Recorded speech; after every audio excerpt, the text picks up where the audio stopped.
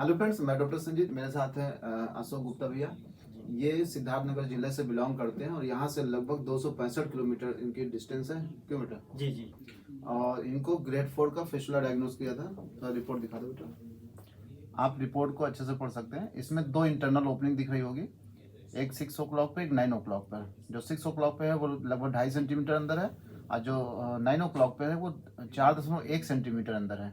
और lower part of the rectum, यानी ये प्यूबोरेटरी मसल के पीछे, यानी एनोरेक्टल रिंग के ऊपर जाके ओपन हो रही है, रेक्टम में जाके ओपन हो रही है। ये काफ़ी कॉम्प्लिकेटेड केस ऑफ फिस्टुला था, ग्रेड 4, चूँकि आप देखिए पढ़े होंगे कि ग्रेड 4 फिस्टुला का केस था। और इनको ठीक होने में लगभग 10 महीने पूर्ण हो गए। अभी 10 महीना पूरा नहीं हुआ, लेकिन मान लेते हैं लगभग 10 महीना लगा, लेकिन ये पूर्ण रूप से भैया ठीक हो गए। अशोक भैया, थोड़ा सा अपने बारे में बताइए, क्या दिक्कत थी और कैसे आप ठीक हुए? जी सर, मुझे फिस्टुला की प्रॉब्लम थी, जो कि मैंने दवा ववा तो बहुत खाया, लेकिन आराम मिला नहीं हमें। जी और मैंने समझे कि पैसा ज़्यादा ही खर्चा किया दवा खाने में, जी लेकिन आपको किसी ने हमें बताया जी आपके बारे में, और वो ही यहाँ से करा के गए थे। जी। तो उनको फ़ायदा मिला, उनको तो 1 महीने में फ़ायदा मिल गया था, और उन्हीं के माध्यम से हम आपके पास पहुँचे। और जब आपके पास आए तो जानिए आप इलाज किए, अच्छे से इलाज हो गया हमारा, और हम पूर्ण रूप से ठीक ठाक हैं, और इस समय अब कोई दिक्कत भी नहीं है, और हम चाहते हैं भविष्य में भी दिक्कत ना हो। नहीं, ईश्वर करे, भगवान करे कभी ना हो, किसी को ना हो। देखिए, चूंकि ग्रेड 4 का फिस्टुला बहुत ही कॉम्प्लिकेटेड केस माना जाता है, और सबसे बड़ी बात थी कि इनका जो इंटरनल ओपनिंग थी वो एनोरेक्टल रिंग के ऊपर थी, यानी यहाँ पे एक्सटर्नल स्फिंक्टर, इंटरनल स्फिंक्टर और प्यूबोरेटरिस मसल, यानी पूरा इन्वॉल्वमेंट हो गया था। और इस तरह के केस में क्या होता है कि अगर एक बार में कट कर दिया जाए तो एनोरेक्टल रिंग और पूरा मतलब डैमेज हो सकती है, जिसकी वजह से इनकॉन्टिनेंस हो जाएगा। मल त्याग में क्या होगा कि लैट्रिन अपने आप हमारे शरीर से बाहर आ सकती है। तो ये कॉम्प्लिकेशन डेवलप हो सकते हैं हाई एनल फिस्टुला के एग्जाम्पल में। चूंकि क्षारसूत्र एक ऐसी आयुर्वेदिक शल्य प्रक्रिया है जिसमें स्लोली, धीरे धीरे, जिसे हम बोलते हैं कि साइमल्टेनियस कटिंग एंड हीलिंग, यानी एक तरफ कटता रहता है, एक तरफ घाव भरता रहता है। जितना स्फिंक्टर के मसल्स कटते हैं उतना ही धीरे धीरे पर डे भरते भी रहते हैं। तो इससे क्या होता है कि जो एनाटॉमिकल चेंजेस होते हैं या एनाटॉमिकल डिफेक्ट होने के जो चांसेस होते हैं हमारे स्फिंक्टर्स को, वो नहीं होता है। बाकी एग्जाम्पल सामने हैं। 10 महीने लग गए, लेकिन भगवान की कृपा रही कि ये पूर्ण रूप से ठीक है। और इन 10 महीनों में भैया की परचून की शॉप है। जी जी। हाँ जी जी। परचून की शॉप है। आपका एक दिन भी बेटा दुकान बंद करनी पड़ी? नहीं, दुकान तो मुझे कभी, हम जब से यहाँ से ऑपरेट करा के गए, मुझे दुकान में अब कभी रेस्ट नहीं किए हैं। हम हमेशा कंटिन्यू अपना काम करते रह गए, हमें कोई दिक्कत भी नहीं आया, ना कोई दर्द भी मालूम हो पाया, और आराम से हम हर काम करते गए, आते भी गए, कोई दिक्कत नहीं हुआ। कहने का प्राय है कि अगर कॉस्ट ऑफ थेरेपी की बात करें तो सोर्स ऑफ इनकम जो एक पेशेंट की, मतलब किसी भी व्यक्ति की होती है, एक होता है कि भाई चलो इलाज चल रहा है तो अपना काम धाम सब बंद है।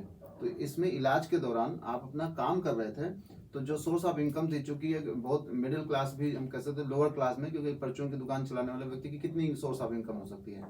लेकिन भगवान की कृपा है कि एक दिन भी इनको अपनी शॉप नहीं बंद करनी पड़ी। जिस दिन ये छाछू आते हैं, लगभग 200 कितना पर 265 किलोमीटर। 265 किलोमीटर इनका यहाँ से दूर है। सिद्धार्थनगर आप देख सकते हैं, लगभग नेपाल बॉर्डर पे पड़ता है यहाँ जी, से। पढ़नी का रहने वाले। तो इतना दूर आने जाने में भी छाछूत यहाँ पे चेंज करा के, सोचिए हाई एनल फिस्टुला में छाछूत चेंज करा के आने जाने में भी इनको कोई बहुत बड़ी समस्या नहीं आई। ना तो इन्होंने कभी हमको फोन करके बताया डॉक्टर साहब हमें बहुत दर्द हो रहा है तो हम क्या करें। क्यों बेटा? जी जी, मैंने कभी नहीं फोन किया, मुझे आराम था, कोई दिक्कत नहीं थी मुझे, बिल्कुल। इसलिए नहीं मैंने फोन किया। और कभी इनको लैट्रिन बाथरूम करने में, यानी मतलब कोई दिक्कत नहीं, बाथरूम जाने में कोई भी दिक्कत नहीं, कोई प्रकार की दिक्कत नहीं, आने जाने भी दिक्कत नहीं हो रही है। तो छारसूत प्रक्रिया एक तरह से सेफ एंड इफेक्टिव होती है। बस ये ध्यान रखना है कि भाई कई बार होता है ना कि समाज में बहुत सारे ऐसे भी लोग हैं जो नॉन मतलब एजुकेशनल है, लेकिन वो भी छारसूत के नाम पे मतलब लोगों को भ्रमित करते हैं कि ये है वो है, और उसका रिजल्ट कहीं ना कहीं उसका दुष्परिणाम देखने को मिलते हैं। तो आप कहीं भी आपको मलद्वार संबंधित बीमारी हो, आप किसी भी, चाहे मॉडर्न सर्जरी में जाइए, चाहे मतलब आयुर्वेद सर्जरी में जाइए, बस आप एक बार देख लीजिए कि जो जिनको आप दिखाने जा रहे हैं वो एजुकेटेड पर्सन होने चाहिए।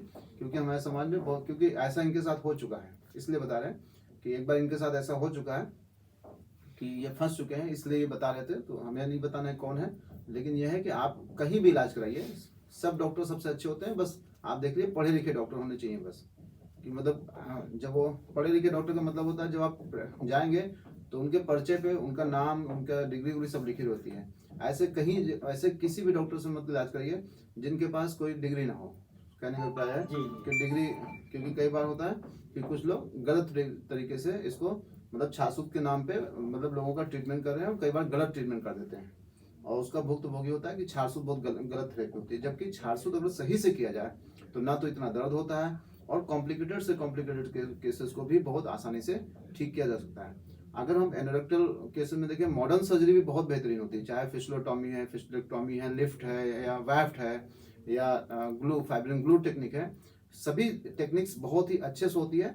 आप अगर फिस्टुला संबंधित कोई भी समस्या हो, अपने आसपास के जो भी अच्छे डॉक्टर हों, आप एक बार उनके पास जाइए, उनसे इसकी सलाह लीजिए, फिर वो जो बताएं उसको आप फॉलो करिए। किसी भी अनएजुकेटेड पर्सन के कॉन्टेक्ट में मत जाइए, क्योंकि ये बीमारी लगभग 99% बिना मतलब दवा से ठीक नहीं होती है। ये एक सर्जिकल प्रोसीजर होती है, अगर सेफ हैंड से किया जाए तो भगवान की कृपा होती है, सभी केस लगभग सही हो जाते हैं। Thank you.